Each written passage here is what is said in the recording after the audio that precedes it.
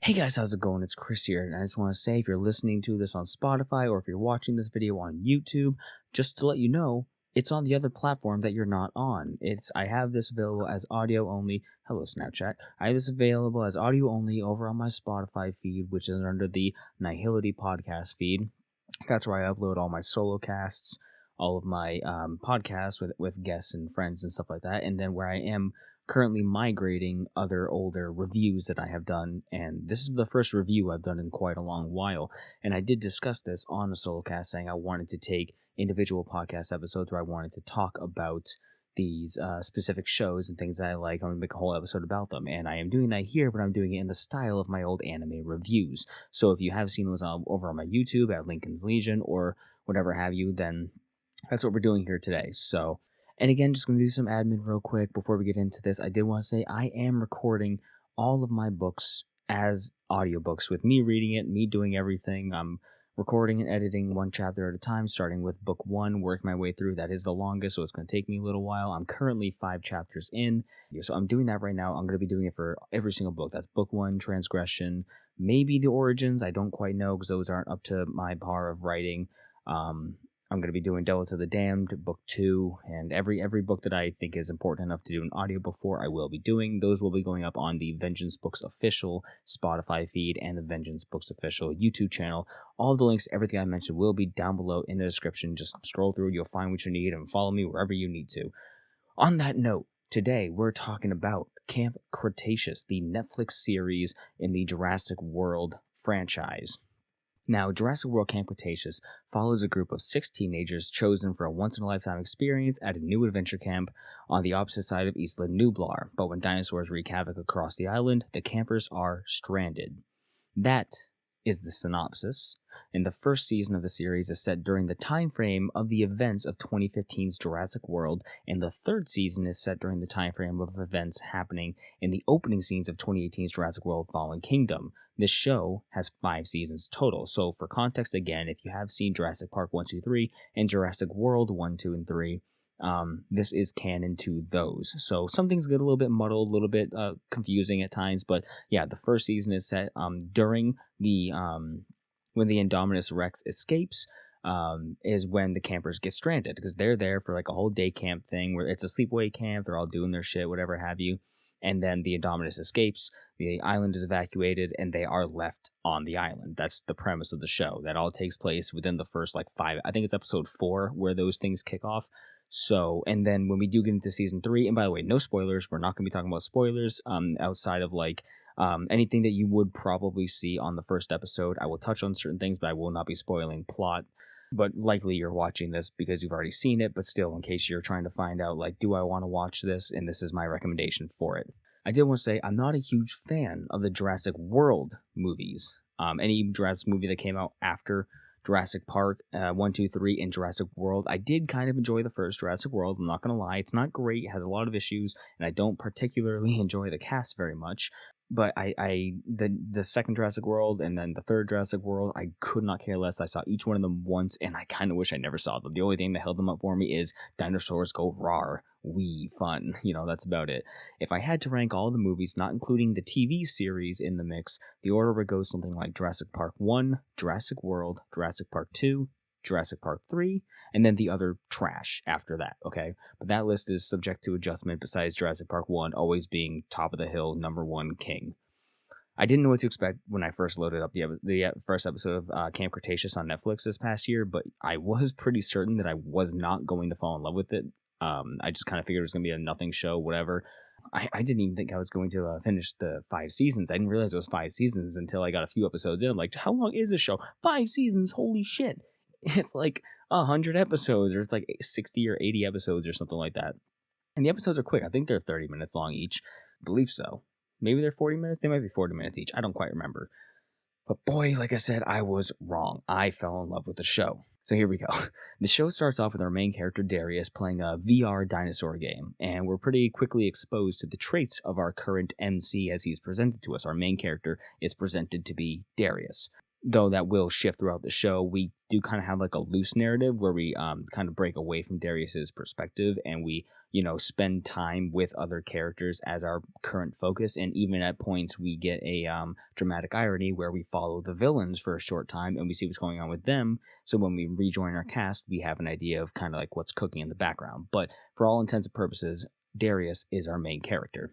We get to see immediately through the VR game and the wide shot of his bedroom how knowledgeable and passionate he is about dinosaurs right out of the gate. Like, he is fully invested in dinosaurs and the concept of Jurassic World, and he is trying to get to Jurassic World as soon as possible. That's his main goal, is to go see dinosaurs for real for the first time ever. The whole reason why he's playing the game in the first place is because whoever beats the game gets a free trip to Camp Cretaceous, to the park. However, like I said, he does lose the game. His character is killed by the T-Rex, and he kind of takes a headset off in despair, and he's kind of sulking when his older brother Brendan comes in, and he expresses his concern with Darius's obsession with dinosaurs and how just adamant he is about the game and about everything. First giving you a hint, basically by Brendan's expression, his exasperation with the whole thing, that there is some deeper theme to the dinosaurs and their relation with Darius and his family and stuff like that. You can kind of tell there's something going on. And in the first few episodes, we do explore this.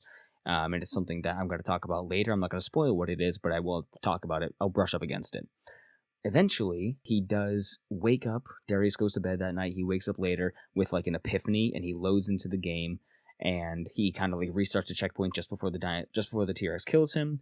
He kind of jumps over into a pile of bones, and he finds a Velociraptor that the fucking Jurassic, the Velociraptor trumpet. He finds that and he blows it. He calls Velociraptors. They come over. They attack the T-Rex, giving him a chance to escape. He gets on the helicopter and he wins. So he beats a VR game and he wins a trip to the sleepaway camp, Camp Cretaceous. So that's where it kicks off, right? The plot then follows his introduction to the other characters we're going to be spending time with, and I personally was off-put by almost every single one of them, and I believe that is to be intentional. They're supposed to be a group of kids you're like, wow, I'm not going to enjoy any of these people.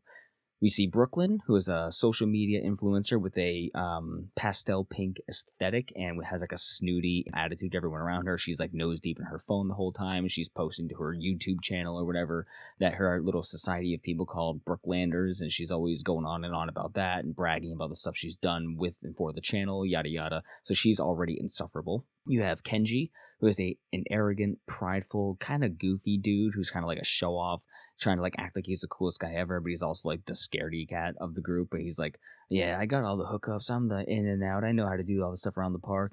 His dad is a big player in the Jurassic World business kind of thing. So he is a daddy buys me everything rich dude. Is yeah, I have all the connections. They let me do whatever I want around the park. He's that guy. Then you have Ben, who's a nervous clean freak with literal zero life experience. The dude's walking around with a fanny pack and drowning himself in hand sanitizer, and he has the nasally, whiny voice talking about how his mom wants him to do this, that, or the other thing. You have Sammy, who's a farm girl who's just overly friendly, clingy. She's the hugger of the group. She's the one with the southern accent, talks about her cows back home and blah, blah, blah.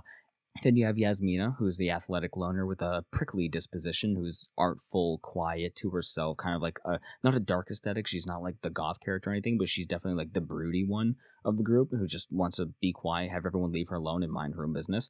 I don't even know why Yaz is there. All the characters do have a reason for being on the park, which we learn very slowly.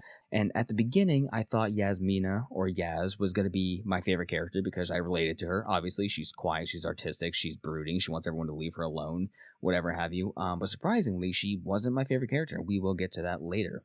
The campers are then herded together, no pun intended, by two counselors named Dave and Roxy. Dave is full of energy, camp counselor, trying to be everybody's friend, making jokes, making dumb puns, being the overly bombastic, whatever kind of goofy dude. Roxy is a triple F massive titty girl for no fucking reason. This girl has gigantic boobs. I don't know why they made her model like this. It's crazy, but she's the calm, collected, I'm in charge here, but also I'm your friend, you can talk to me, cool teacher kind of girl.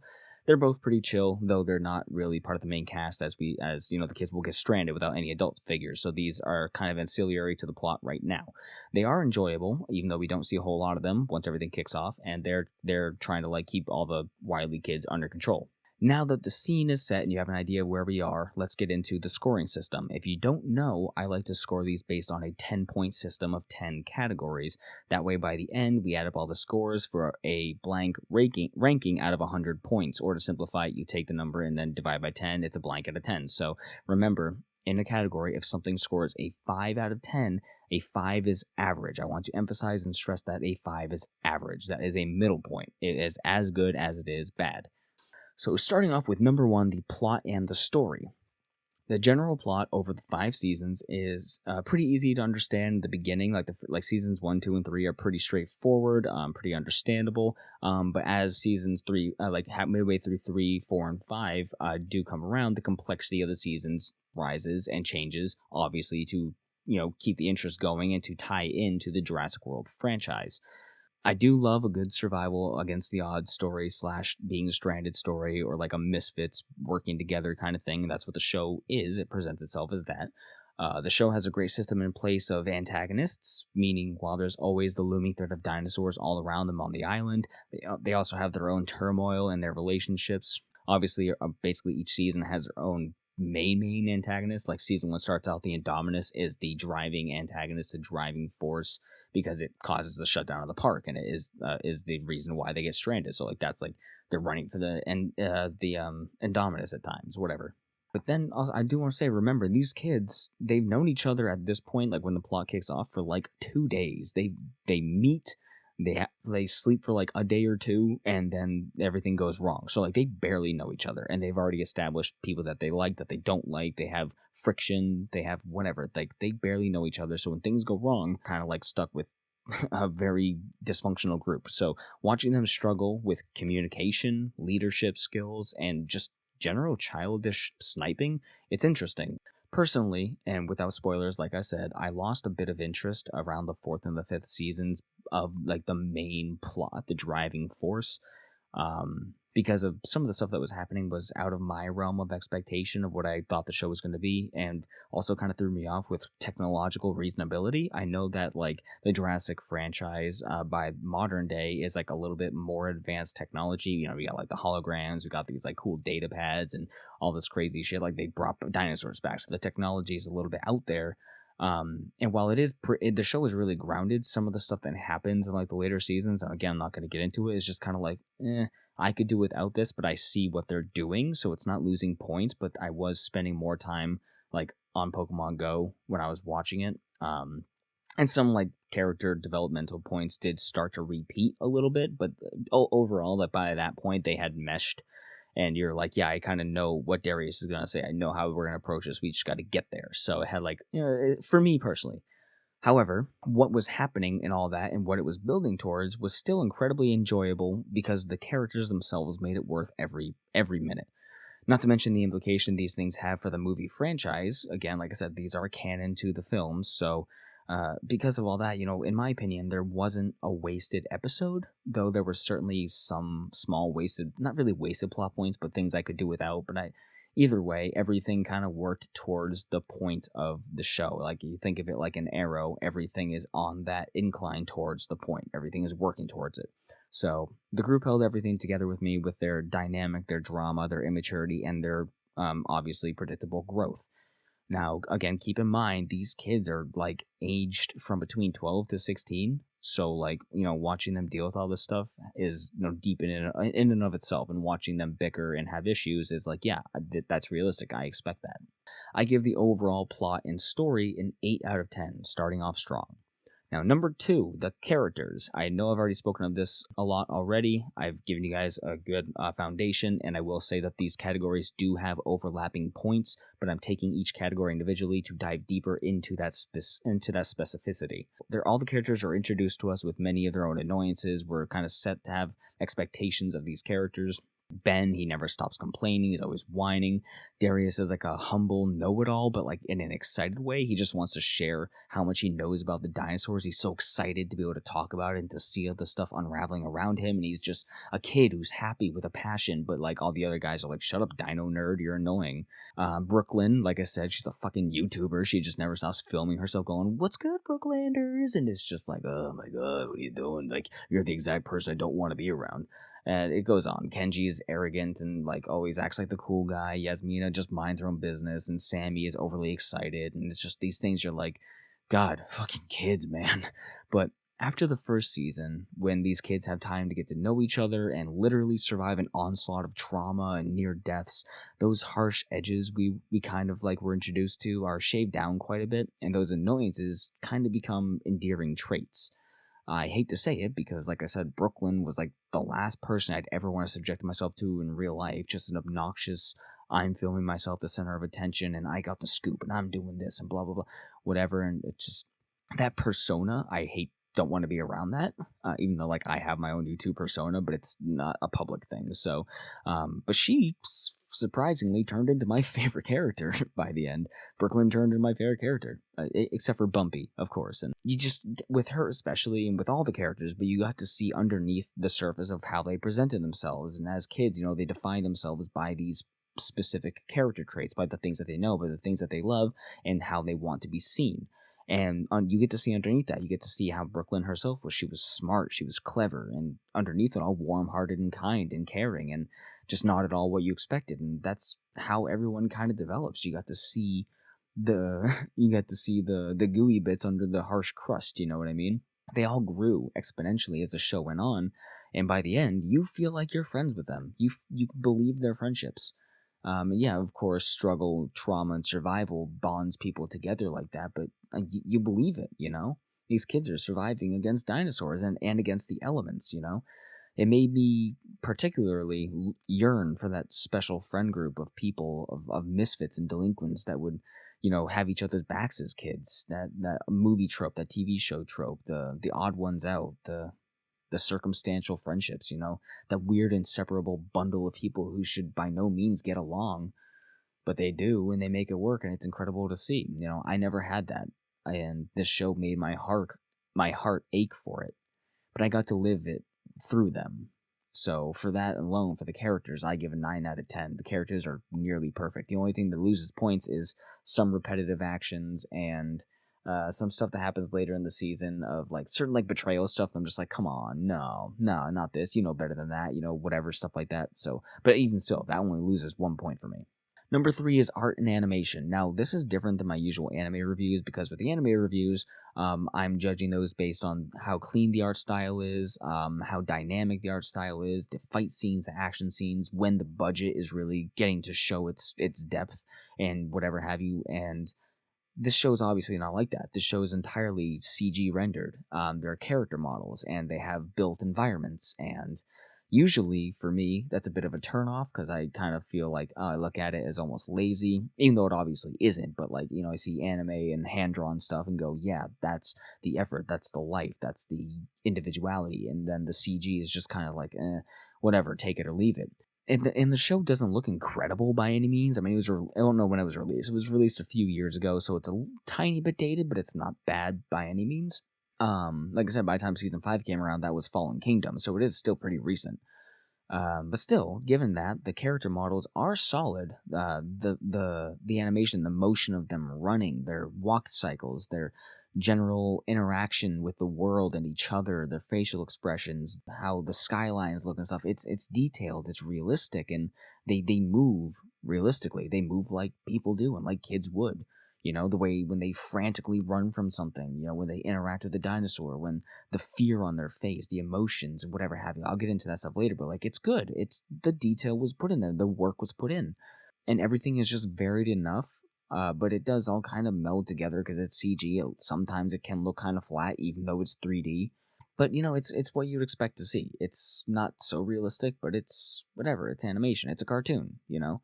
It's a solid 7 out of 10. It's a little bit above average. You know, it could be a 6, but I'm going to give it a 7 just because of, again, like, the way that they work with character expressions. And I'll be getting into that more here in category number 4, which is character design. Now, the characters themselves are all unique enough that you can tell them apart based on a color palette, based on their outfit, based on a silhouette, even based on just, like, how they move. You know, they're all unique in their own way. They all have their own, like, idle animations, if you want to think about it like that. You know, the way they hold themselves, it's all unique. They don't feel like they're copy-pasted.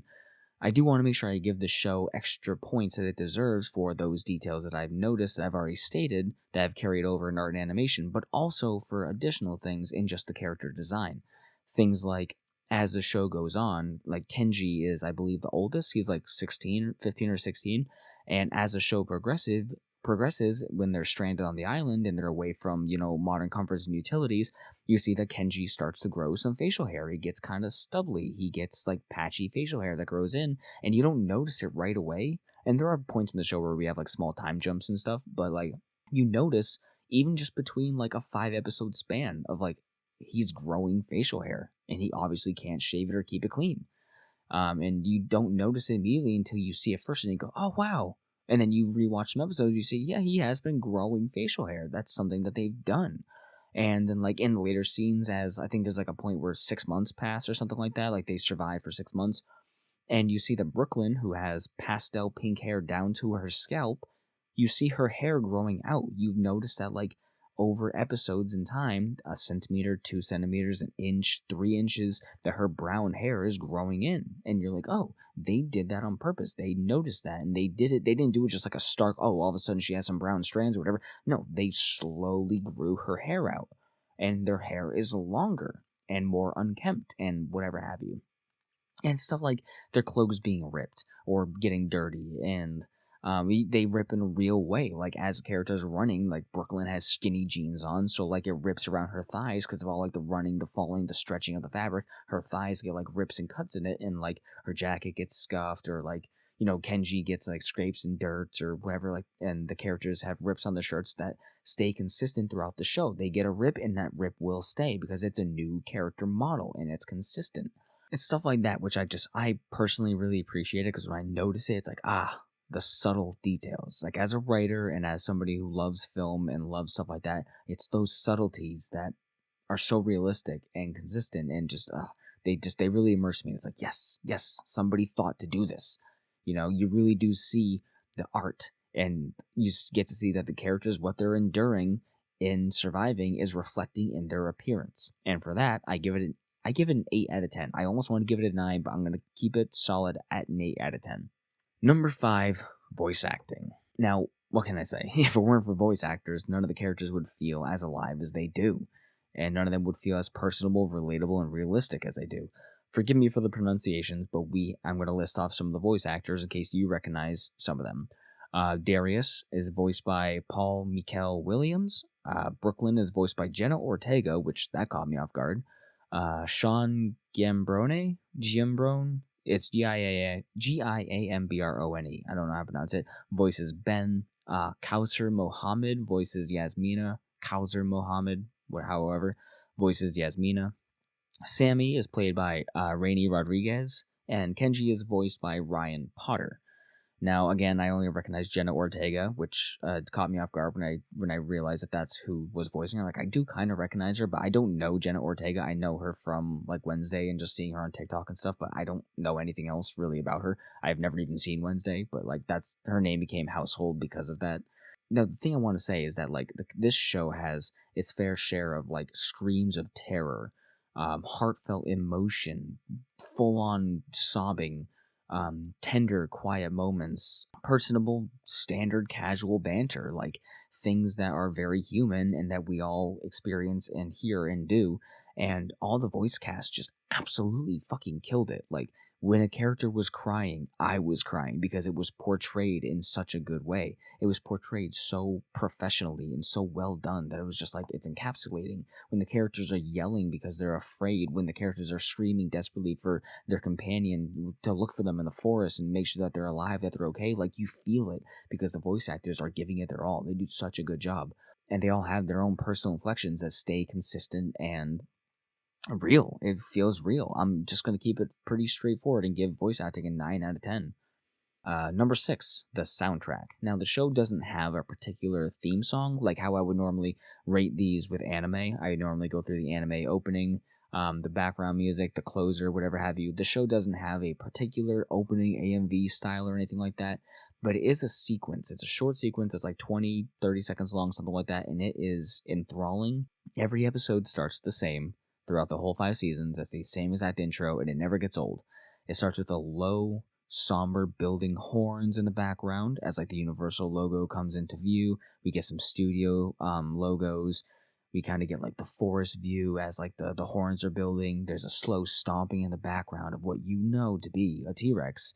And then you have that horn escalates as the door to the Jurassic World gate comes, or the Jurassic Park, whichever one, the gate comes into view, and you hear chittering, anxiety-riddled, growing, expanding strings, just an orchestral build, and then it comes to a cacophony, and then the music just kind of like, boom, the gate smashes open, a T-Rex lets out a pitched roar that shakes and then cuts to black, and it's so simple, and it's so effective, and it works every single time. The music in the show is what you'd expect. Nothing really, for me, stood out. I don't really recall any particular moments, but I will say that whatever music was in the scene always matched the tone, and it always did its job to make me feel what the characters felt. If it was emotional, the music was emotional. If it was anxiety, the music was ramped up. If it, whatever, everything, the music just worked. It always fit the theme, it blended in, and everything worked cohesively together. And the soundtrack for me, I think I'm going to give it just a 7 out of 10. It's above average, but it's not great. It's not memorable for me, personally. You could have a completely different view. I can't remember a single soundtrack, but all I know is that it did work and it did its job. Now, number 7, we have emotional impact. Now, as you can already tell, I've already gotten into it, that there's a lot of things about this show that work towards that emotional level. Now, let me tell you, I definitely got emotional during the show for a myriad of reasons. Episode 3 or 4, you get hit with a gut punch I'm not even gonna go into, but it's like a reason why the character is at the park, and then like the tragedy behind them even being at the park at all. Fucking heart-wrenching, dude. It's so sad. As the show goes and as these relationships build and the characters, learn to care for each other and even have their betrayals and their moments and their forgivenesses, you're so emotionally invested. At least I was. I felt totally, like I said, I felt like part of the group. Whether it's like the aforementioned themes of friendship between the unlikely group or near-death experiences and reunions between characters. Hell, whether it's watching a dinosaur moan out for its family, or be the dinosaur Bumpy, because Bumpy's a little ankylosaurus, being happy and letting out like a little noise because it's happy to see the group, because Bumpy's a character. Stuff like that. Like, I've never cried at a fucking dinosaur, dude. It's so sad. These characters, they all come to us with baggage and purpose and the reasons for being on the island and why they push on. It really pulls at you too at times. Watching them overcome their personal strifes and their own issues that they recognize and are trying to overcome, and admitting when they're wrong and admitting when they're right, or even just standing strong against the odds that they face. Fuck, I die for all that shit, Hell, like I said, I've never loved a dinosaur as much as I loved Bumpy, and I never thought I'd do a complete 180 on some of these characters' first impressions. I don't dislike any of them by the end, and some of them did some pretty bad stuff that I don't agree with, but they have their reasons, and they have valid reasons for doing stuff, and you just love it, man. It's emotional. It's definitely emotional. Hell, I watched the last episode 2 days in a row because I wanted to cry again. I give it an 8 out of 10. Solid 8. 8 out of 10 for emotional impact. For number 8, we have distractions. Now, usually this category is reserved for, I'm just going to say it, anime titties and sex service. And fan service. Things like beach episodes, pointless fan service that does nothing for the characters or the plot. Things that are just totally distracting us for what we should be focusing on. Things like, we're in a fight and the character's wearing a skirt, and we obviously get to have the skirt billow up and we see their panties, we see their ass cheeks, we see their cleavage bouncing, which is stuff that is like, that's fine, it's whatever, but like it's distracting. Like, that's not the point. Why are we focusing on this? Stop trying to get me to like this more because of sex. Because of sexual themes. It's dumb. I will say the show does have like a couple episodes where all the characters are in like swimming suits, but again, it makes sense. I don't really know where they got the swimsuits, actually, come to think of it. I don't remember. I think because it's like when the season ends and like the opening of the next season, they're all like in bathing suits because they're like near the water. And they're on a tropical island. It's fucking hot as shit. And they're kind of like hanging out by the water and kind of getting in some time to relax at one point. And they are in swimwear. But it's not like super sexual or revealing. Again, they're kids. Like, it's not meant to be taken like that. and that's not distracting because we're not focused on anything like that. Again, it's not like anime where we're like, oh, look at Akame ga Kill, she's fighting and we get to see her ass cheek ripple as she blocks an attack. Like it's nothing like that. It's not an anime. It's just these kids, their costume for today is they're in bathing suits because we're hanging out near the water, whatever, There's really, and besides stuff like that, other distractions I want to talk about are like, dead plot lines or meaningless scenes or like stuff that gets set up and goes nowhere or like red herrings and stuff like that. Like, there's really not much of that, nothing that really stands out. Everything works together pretty well towards the plot, and all the plots, small or big, kind of bleed into an overarching plot. So, like, off the top of my head, there's not really much to be said here. Sure, there are a couple of small plot holes, given the fact that this does tie together in the movie franchise, like I've said time and time again. Some little tiny things don't quite add up, but like you kind of whatever, because you're not watching the show thinking, oh, how is this tying exactly into Jurassic World? Like, yeah, you think, where does this take place in the timeline because it's canon, but you're not like scrutinizing every little detail. It's whatever. I see some people online complain about like the jungle always looking the same everywhere, but like, dog, it's a jungle. Why are you like, oh, that fern looks like a fern? No shit, it's a jungle. Like, whatever. There's enough diversity in the scenery to where I never even consider that. I'm just like, yeah, it's the jungle in the background, whatever. It didn't bother me. Some kids, the kids are going back and forth a lot. So yeah, sometimes things are going to look the same. I don't know. There's really nothing to say here. This category scores a 7 out of 10 for me because there weren't a lot of distractions, so it gets a higher score. Like, basically, it loses 3 points for things I consider to be distractions, but, like, they're not glaring enough or whatever have you. I just kind of forget, and it doesn't bother me. It's not sticking in my head, so it gains points for not having a lot of distractions, so 7 out of 10. Now, category 9 is sympathy for the cast. I have discussed this enough, obviously, in bits as we've gone along, but I want to reiterate that as you go along with the show, like by the end of, like, say, season 1, you feel compassion and you feel sympathy for these literal children. They're between 12 and 16, and how they're stuck in this situation. They are in a life or death situation with actual fucking monsters without any adults or reliable shelter or consistent food or anything like that. They're running for their lives most of the time against an Indominus Rex, against a dinosaur that is a sin against nature, like whatever. And then at points,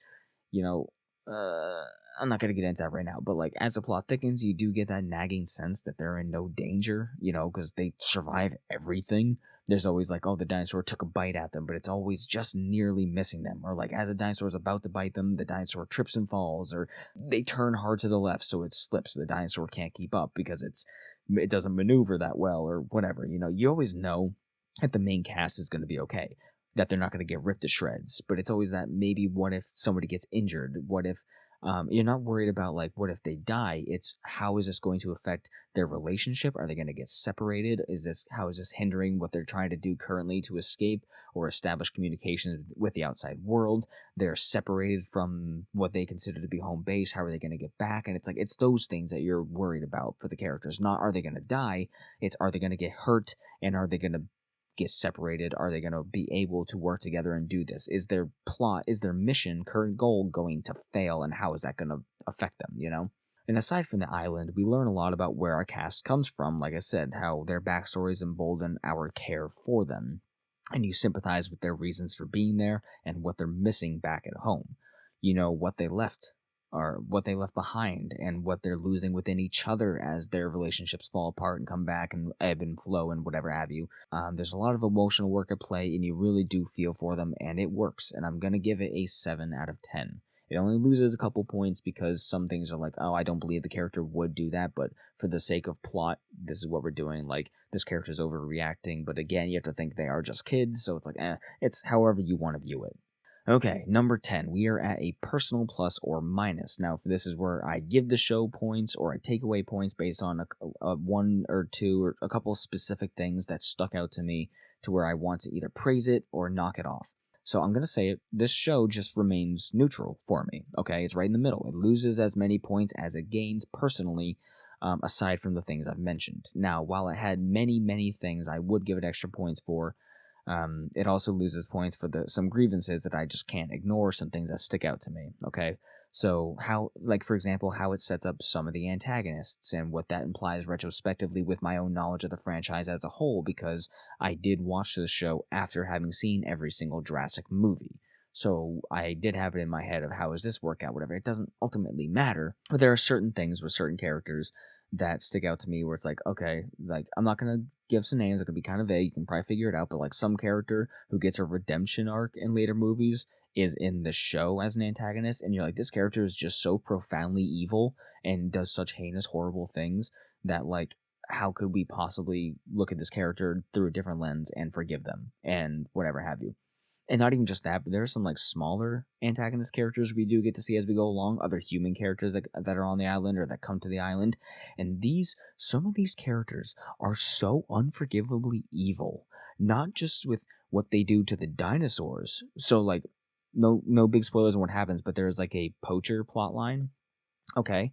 And some of the things that they do to these dinosaurs and that they threaten to do to the kids is so fucking heinous and horrible that it's like, that's a little bit unbelievable. Like, it's unreasonable, it's unbelievable. I don't get it out of here. And I get that that's what's happening, but like some of these plots, you're like, they are threatening to murder these children or to let these children get ripped the fuck apart by dinosaurs, and they're just grinning their little evil heads off about it. It's like, holy fucking shit, dude. What is happening? This is a kid's show. There's barely blood in this show. Like, people are dying, sure, and dinosaurs are dying and fighting, whatever, but there's not a lot of blood. There's like dinosaurs get scratched or burned or like wounded, and some of the characters get wounded, but like it's not like a gory show. People aren't getting their fucking heads ripped off, but like the implications of some of the stuff, it's like, okay, man, whatever. And that's a little bit unbelievable for me. Like, it's not even cartoonishly evil. That's devious, monstrous, and deplorable, unforgivable evil kind of thing. And I'm not going to get any more into it than that. I don't want to set false expectation, but my personal plus or minus for the show is going to stay neutral at 5 out of 10. It gains 5 points and it loses 5 points, okay? And here we are at the end with the final verdict for the show. At the end of everything, I give Jurassic World Camp Cretaceous a solid 75 out of 100. That is a 7.5 out of 10, a 750 out of 1,000. However you want to look at it, whatever sounds the best or worst in your head, it gains 25 points above what I consider to be a perfectly average show. And I think that's pretty freaking good. That's a fantastic show in my book. And just before we go, I want to say one more time, if this show is on Netflix, this is not sponsored in any way, by the way. I know, like, I'm going to get 2 views on this, but, like, I'm just going to say that anyway, legally. And this is purely my unmitigated recommendation. Go check out this show. It's 5 seasons. It's like between 60 and 80 episodes. I don't exactly remember, and I'm not going to look it up, but it's definitely well worth the watch. Thanks for watching, and I will talk to you guys somewhere else. Bye-bye.